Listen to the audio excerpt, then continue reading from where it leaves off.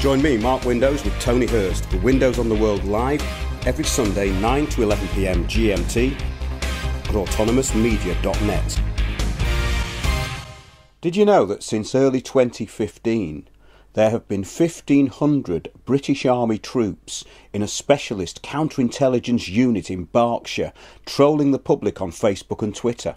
This was reported in mainstream news. This is from January 2015 from The Guardian. It states, British Army creates team of Facebook warriors. The British Army is creating a special force of Facebook warriors skilled in psychological operations and use of social media to engage in unconventional warfare in the information age. This is actually counterintelligence on social media. It carries on. The 7th Brigade, to be based in Hermitage near Newbury in Berkshire, will be about 1,500 strong and formed of units drawn from across the Army. It will formally come into being in April. That was April 2015. The brigade will be responsible for what is described as non-lethal warfare. Both the Israeli and US Army already engage heavily in psychological operations. So what do we know about these 1,500 troops sat in a bunker in Berkshire on their computers? Well, they have a uniform featuring a small creature called a Chindit and are inspired by a radical Zionist, General Ord Wingate, who had great success in Palestinian villages getting rid of terrorists through the precautionary principle, which means that those suspected of terrorism would be murdered in their beds. Now, nobody has the right not to be offended, and nobody gets stalked on Twitter or Facebook. These are facts. The reason is that you can block them at any time. The whole idea of the cult of hurt feelings is to create weak, insecure narcissists who are easily manipulated and controlled. We've been through this in our recent shows. And we see all this in the fake equality of so-called minority groups who become militant and hateful against anyone who legitimately questions them. We've described how the cult of hurt feelings is now being used as an across-the-board psyop against the public, especially but not limited to those who may stray from the global narrative promoted by terror groups such as Antifa and Hope Not Hate, which is now termed neoliberalism. This goes into the labels of alt and far right and of course neo-Nazis. Now, Nazis of course haven't existed since 1945, and the alt-right and far right are merely creations of the mainstream media. They are a media creation. So here's the background and history of the so-called 7th Brigade, which is inspired by subversive psychological warfare. Now, soldiers with journalism skills and familiarity with social media are among those being sought. An army spokesman said, 7th Brigade is being created to draw together a host of existing and developing capabilities essential to meet the challenges of modern conflict and warfare. It recognises the actions of others in a modern battlefield can be effected in ways that are not necessarily violent. It carries on anyway with the research here that we've done. The Israel Defence Force have pioneered state military engagement with social media, with dedicated teams operating since Operation Cast led its war in Gaza in 2008 to 2009. The IDF is active on 30 platforms, including Twitter, Facebook, YouTube and Instagram in 6 languages. It enables us to engage with an audience we wouldn't otherwise reach, said an Israeli army spokesman. So they're describing this online hatred and psychological warfare and monitoring and stealing of people's identities, which is what's happening, and labelling them as terrorists.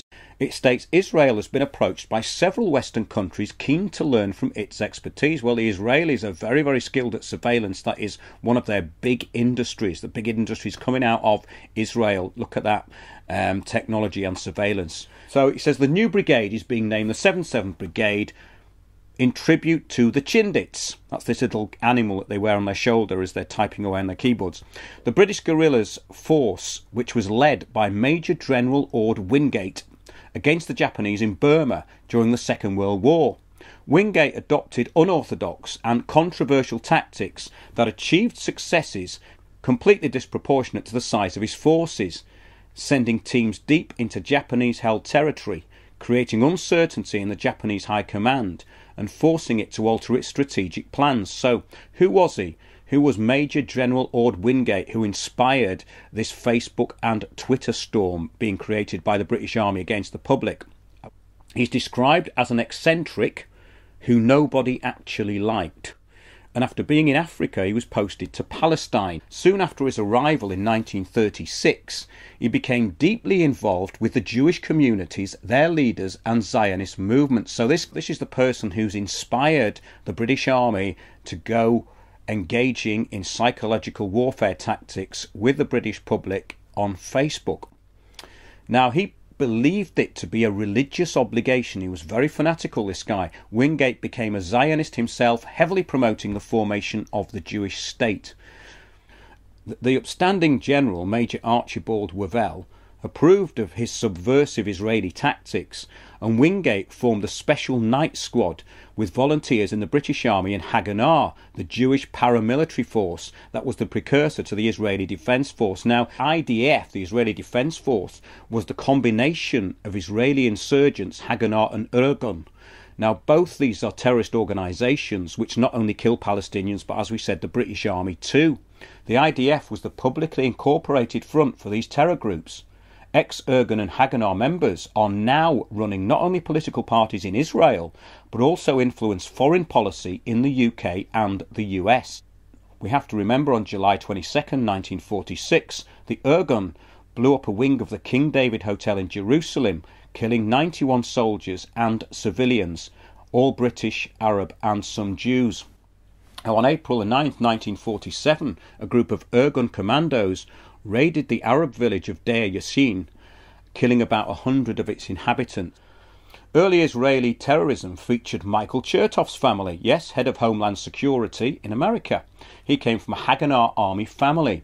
Raul Emanuel, Obama's aide, came from Irgun. Members of the Stern Gang were members of Irgun. Now, the Stern Gang was fronted by murderer Avraham Stern.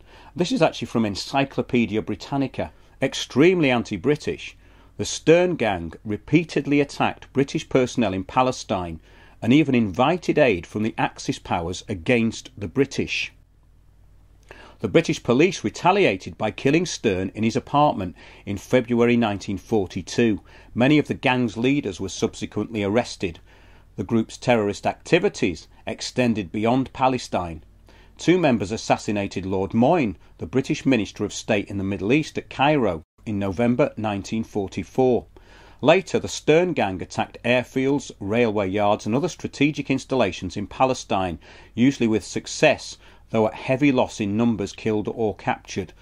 After the creation of the State of Israel in 1948, the group was suppressed, some of its units being incorporated into the Israeli Defence Forces. For the newcomer to this history, the Irgun, the NMO and the IZL, Etzel, all refer to the same Zionist paramilitary organisation, which at the time of the King David Hotel bombing was headed by wanted terrorist and future Israeli Prime Minister Menachem Begin. So this is the sort of terrorism which inspired the Facebook warriors, who were all serving members of the British Army. Now, this subversive Israeli extremist, Ord Wingate, was using terrorist tactics which inspired the British Army to wage warfare on the public from their computer bunker in Berkshire. Now, this is from the MOD. Wingate's methods proved effective in pacifying terrorist-infested areas and could be applied again, but only in the face of friction arising from changes in cultural attitudes since the 1930s and from the political strategic context of post-2001 counterinsurgent and counter-terrorist operations. In some cases, however, public opinion might not preclude the use of some of Wingate's techniques. This is from British Armed Forces Review at WordPress. It's featuring an interview with an army captain. So the first question is the 77th Brigade a unit for PSYOPs?